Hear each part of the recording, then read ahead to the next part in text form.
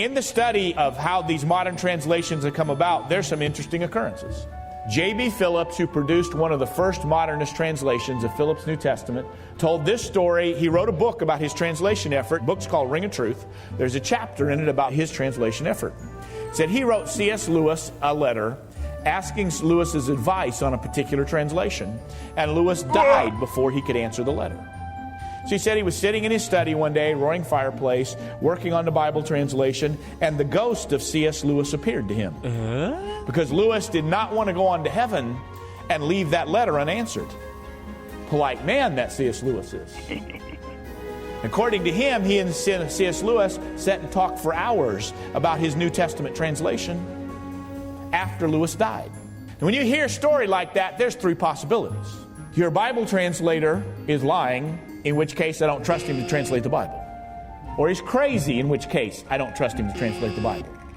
Or he was talking to a demon, in which case I really don't trust him to translate the Bible. Westcott of Westcott and Hort fame believed in something called the communion of the saints. This is according to his son and according to his daughter. He said he couldn't afford to tell everybody as a Church of England preacher about this. But he believed that when you died, your spirit hovered around for several months before it went to heaven.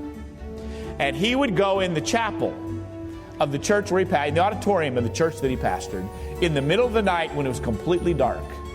And according to him, the ghosts of the recently departed would come one after another and sit with him until the entire auditorium was full, several hundred-seat auditorium, and that he was the only living person there, but they would fellowship and commune together all night till morning.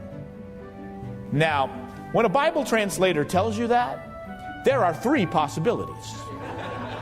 Either he's lying to you, in which case I don't trust his work, and all the modern English translations are based on his work, with maybe one or two exceptions, are based completely on his work. Or he's crazy, in which case I don't trust him. Or he's really telling the truth, that spirits came and filled the auditorium and fellowshiped with him all night, in which case I really don't trust him. 1 John chapter 4, verse 1. Beloved, believe not every spirit, but try the spirits whether they are of God, because many false prophets are gone out into the world. Why the King James Bible? Why do the English people have something so special? I believe God's hand has been upon it in the fulfillment of His promises to preserve His Word, and He made it available to those people in England at that time because they wanted it so badly.